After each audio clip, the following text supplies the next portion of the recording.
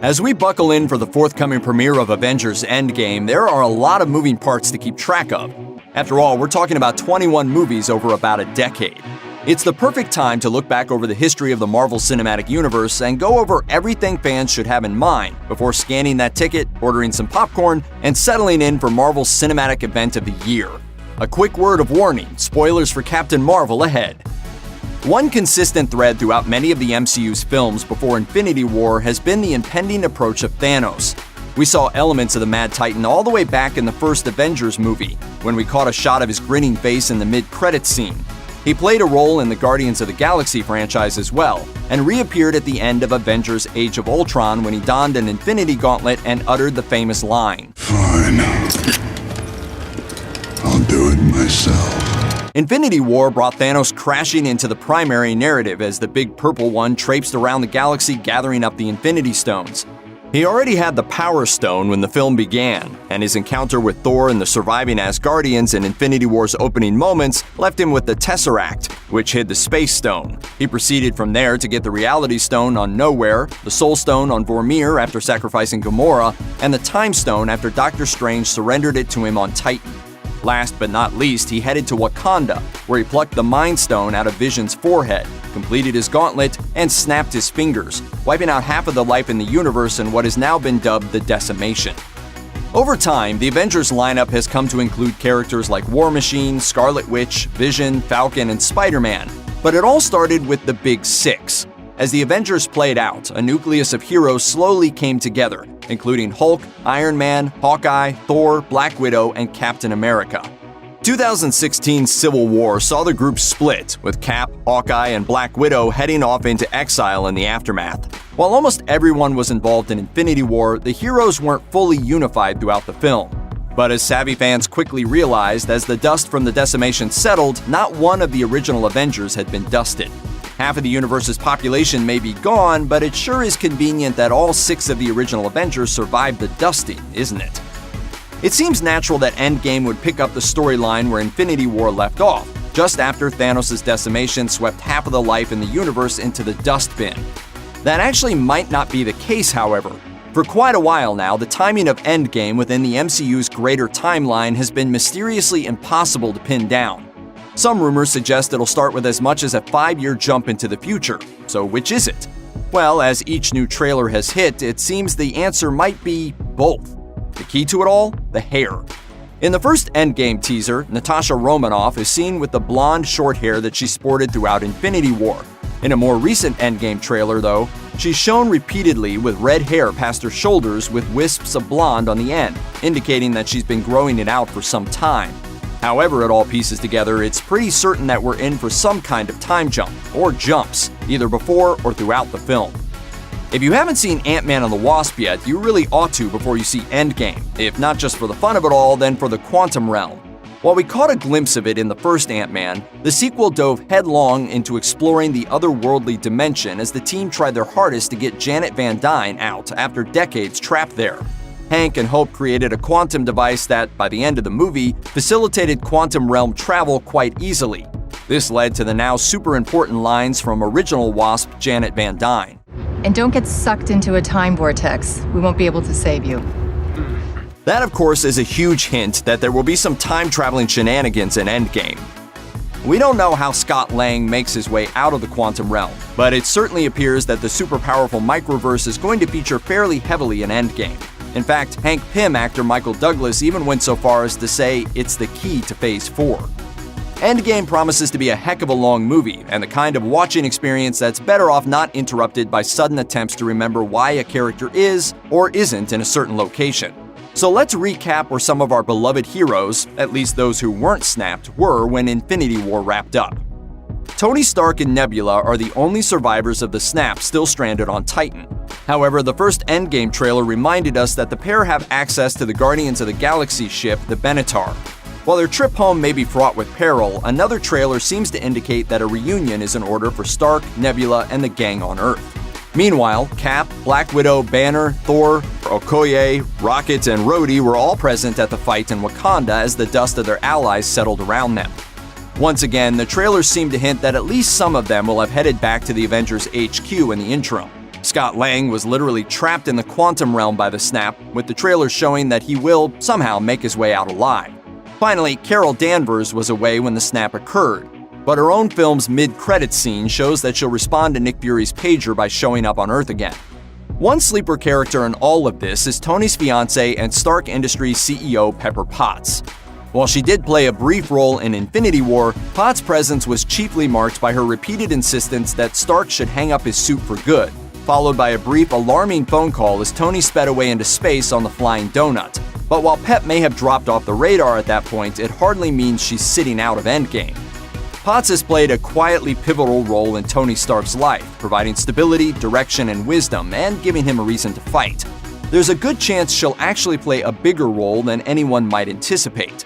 Gwyneth Paltrow has announced that Endgame will be her last MCU performance, at least for the time being, which makes this film an ideal spot to drop Potts into the thick of things, maybe even in the form of her own comic book superhero persona, Rescue.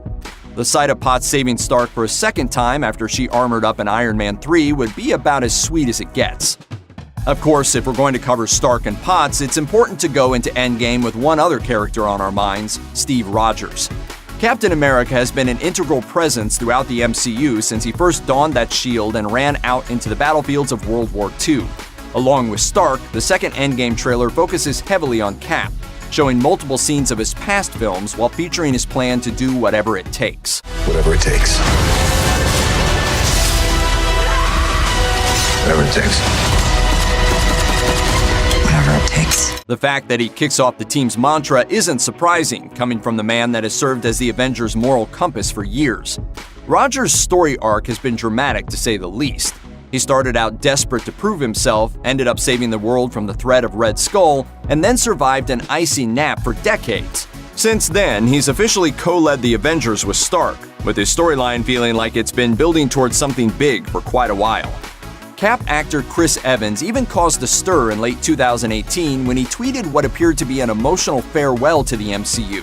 While the tweet was excused away, it's been hard to shake the uncomfortable feeling that Cap could be in for a tragic story arc in Endgame. It's something worth preparing for, at least.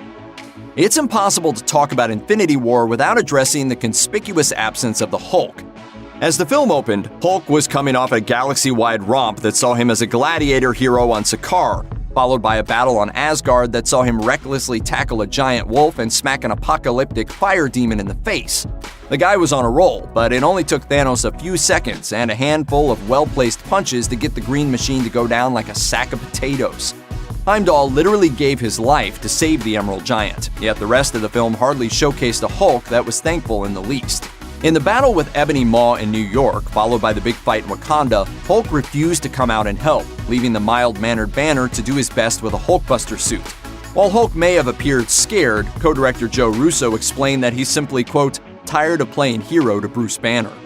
Actor Mark Ruffalo has also gone on record claiming that the two characters are headed for a showdown, adding in another interview that Hulk has been going through a 3-movie story of his own that will end with Endgame.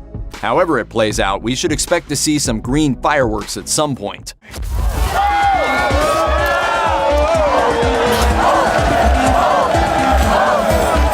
Thor has been an MCU staple for a long time, and the character has definitely been put through the ringer. While he started out as a jolly exile, smashing coffee cups and asking to ride around on pets, Thor has slowly been shaped into a real leader through tragedy and grief. He's lost his entire family, as well as his home and most of his people. And to top it all off, he also lost his mighty hammer when his sister crushed it to bits. You have no idea what's possible.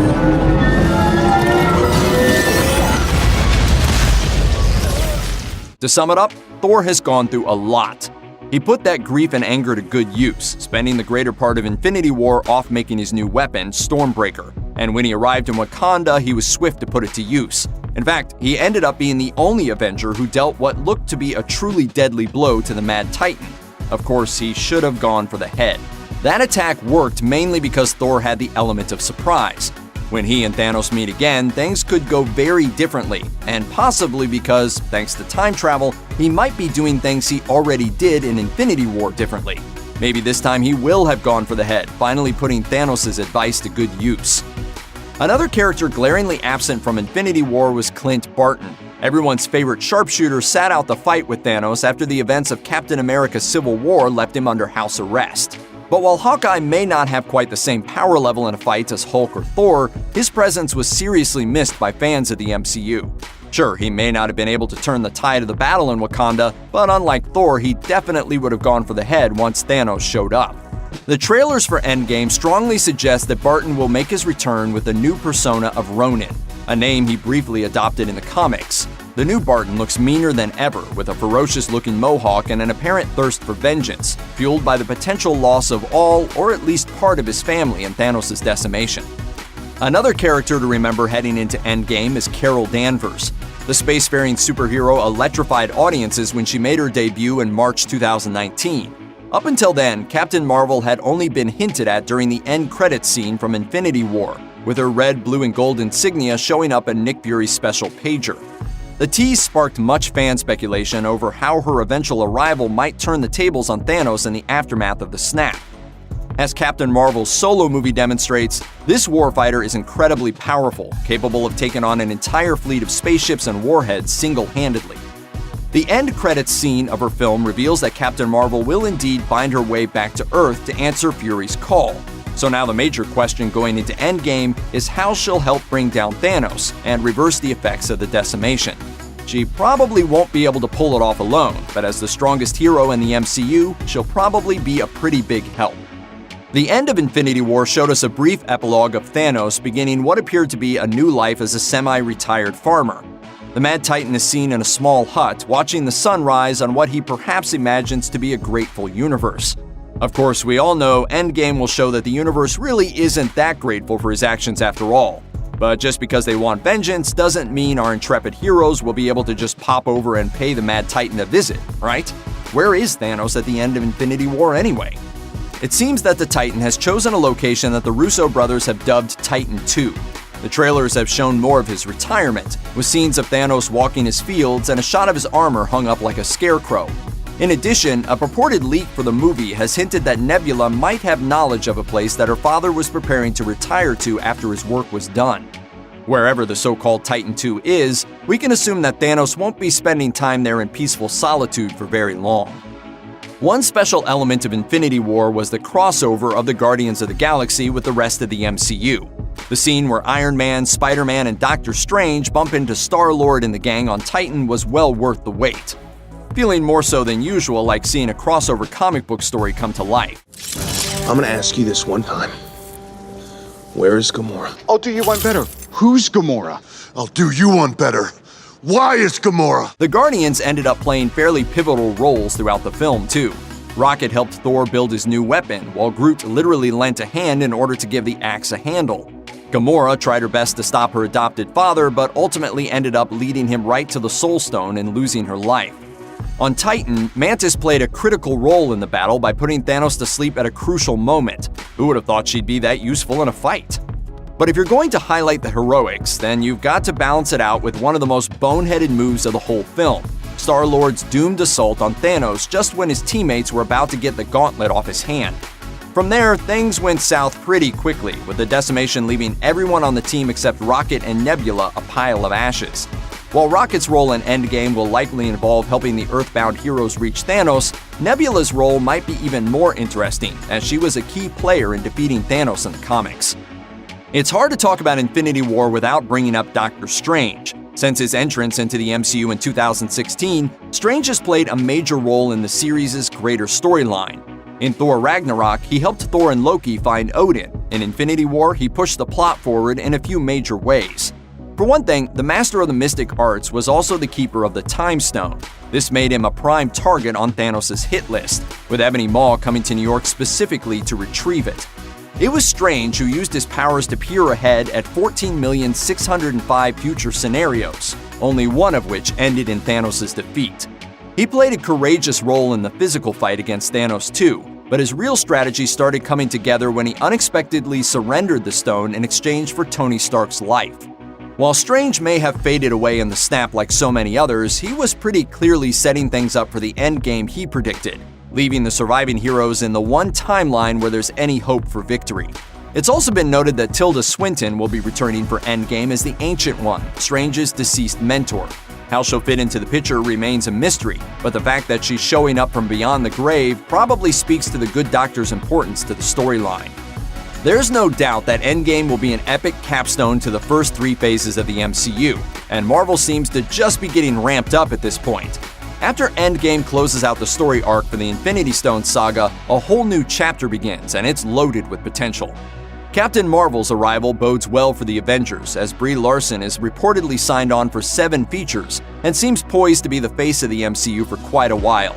In addition, the Disney-Fox merger promises to add characters like the Fantastic Four, the Silver Surfer, X-Men, and Deadpool to the MCU, while also opening doors for villains like Magneto and Doctor Doom. Sequels for the Black Panther and Doctor Strange franchises are in the works as well, while Disney's rehiring of James Gunn has put the Guardians of the Galaxy series back in fans' good graces. So while Endgame is likely to be the last go-around for a few beloved characters and storylines, there's plenty more being built for the next chapters in a universe that's getting bigger all the time. Check out one of our newest videos right here. Plus, even more Looper videos about your favorite stuff are coming soon. Subscribe to our YouTube channel and hit the bell so you don't miss a single one.